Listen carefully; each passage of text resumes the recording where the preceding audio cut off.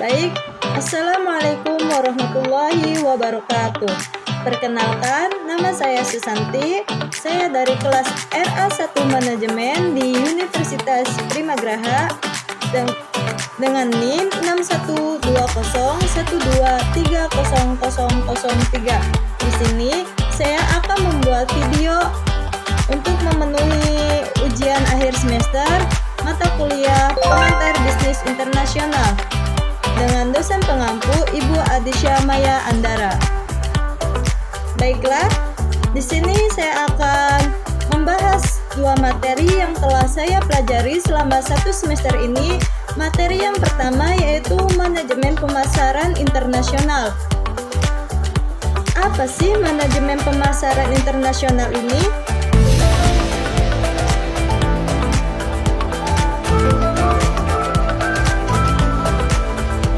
Manajemen pemasaran internasional adalah proses perencanaan, pelaksanaan, dan pengawasan strategi pemasaran untuk produk atau jasa luar negeri yang melibatkan penyesuaian terhadap perbedaan budaya, hukum, dan selera pasar.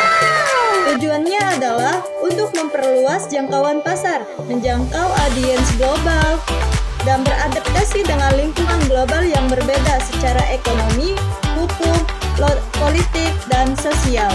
Ada manfaat pemasaran internasional ini yaitu ekspansi pasar. Ekspansi pasar ini menjangkau konsumen baru dan memperbesar volume penjualan.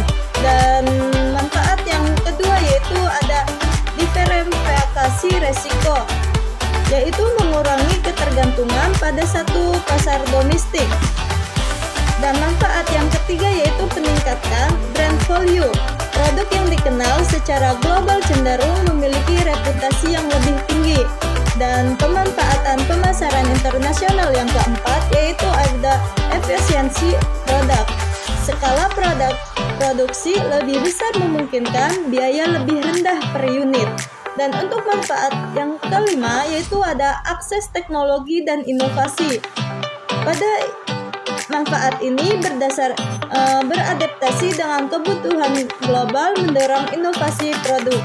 Dan tujuan manajemen pemasaran internasional ini, tujuan dari manajemen pemasaran internasional adalah mengelola dan mengoptimalkan kegiatan pemasaran suatu perusahaan di pasar global. Dengan demikian, perusahaan dapat mencapai beberapa sasaran kunci, yaitu tujuannya membangun dan mengelola citra merek global yang kuat. Ini membantu menciptakan kesan yang positif dan benak konsumen di berbagai belahan dunia, meningkatkan kesadaran merek, dan memberikan fondasi untuk berlanjut di pasar global. Contoh studi kasusnya yaitu pada PT Indofood, sukses makmur. PT Indofood ialah perusahaan yang menjadi salah satu perusahaan besar di Indonesia. Perusahaan ini berjalan dalam bidang yang memproduksi jenis makanan maupun minuman seperti olahan mie instan, susu, makanan ringan, penyedap rasa makanan, serta makanan dan minuman yang bergizi. PT Indofood memiliki produk yang telah merambah besar internasional, khususnya produk yang paling terkenal yaitu mie instan Indomie. Bahkan PT Indofood juga diketahui sudah mendirikan pabrik mie instan di beberapa negara di belahan dunia ini. Tujuannya dari penelitian ini yaitu untuk mengetahui serta menganalisis strategi internasional yang diterapkan dalam PT Indofood. Yang pertama yaitu lisensi. Produk unggulan yang dimiliki oleh PT Indofood ini yaitu mie instan, yaitu Indomie. Indomie ini menjadi produk yang dipasarkan dengan cara lisensi kepada negara Arab Saudi, Nigeria, serta yang terbaru Serbia. Ketiga negara tersebut memiliki hak untuk memakai merek Indomie di negaranya masing-masing. Negara sendiri menjadi salah satu pemilik pasar mie instan terbesar ke-13.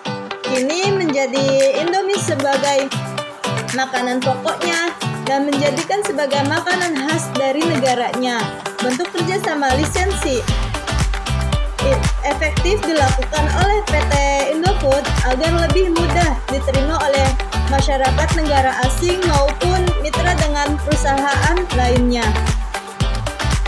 Dan untuk joint venture-nya yaitu di tahun 2005 PT Indofood melakukan sebuah perjanjian dengan sebuah perusahaan yang berasal dari Swiss yaitu Nestlé SA untuk membangun sebuah industri yang akan bergerak di bidang pemasaran, manufaktur, distribusi, penjualan produk-produk kuliner dari Indonesia, serta dengan tujuan untuk melakukan ekspor produk. Kedua perusahaan ini memiliki saham masing-masing sebesar 50% dan memberi nama perusahaan mereka yaitu PT Nestlé Indofood Citra Rasa Indonesia. Kedua perusahaan ini percaya bahwa mereka akan mampu bersaing lebih baik dengan hasil kolaborasinya kekuatan dengan perusahaan ini. Dan untuk materi yang kedua yaitu strategi bisnis internasional. Globalisasi mendorong perusahaan untuk memperluas pasar di tingkat internasional. PT Mayora ini melalui produk unggulannya yaitu Kopiko berhasil menembus dari 80 negara di dunia. Keberhasilan ini menjadi contoh nyata strategi bisnis internasional yang efektif. Dan untuk konsep ekspansi bisnisnya yaitu upaya perusahaan memperluas jangkauan pasar, meningkatkan kapasitas produksi, dan memperbesar pemasaran. Dalam konteks internasional ini, ekspansi berarti memasuki pasar lintas negara dengan strategi khusus, yaitu jenis ekspansinya menurut teori yaitu ekspansi pasar, ekspansi bisnis, ekspansi usaha, dan ekspansi kredit. Untuk strategi bisnis internasional Kopiko ini, Kopiko menerapkan strategi bisnis internasional berbasis pada prinsip adaptasi, inovasi, dan kolaborasi.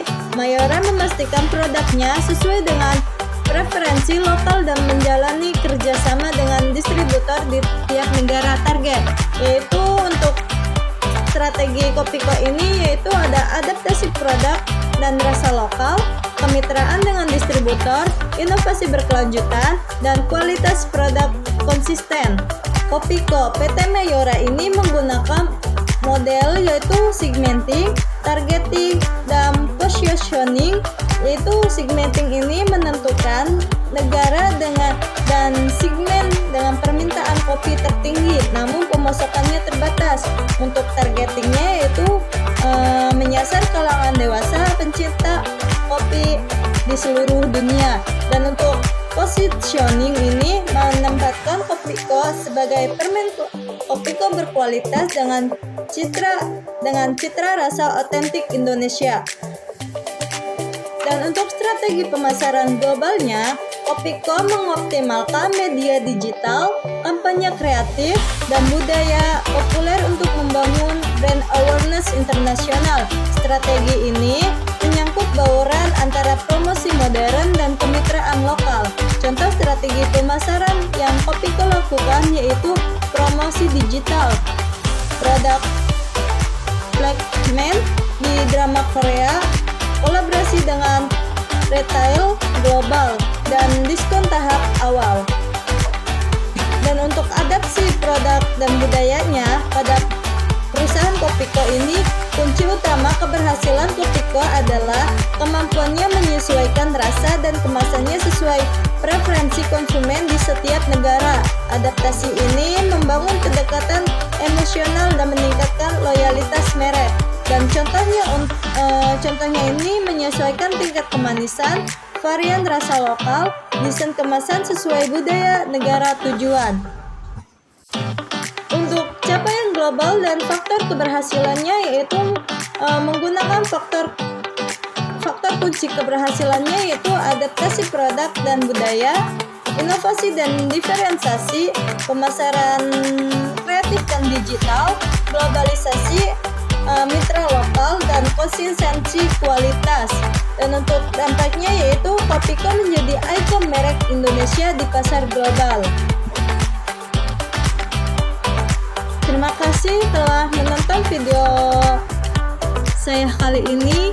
Kurang lebihnya mohon maaf. Assalamualaikum warahmatullahi wabarakatuh.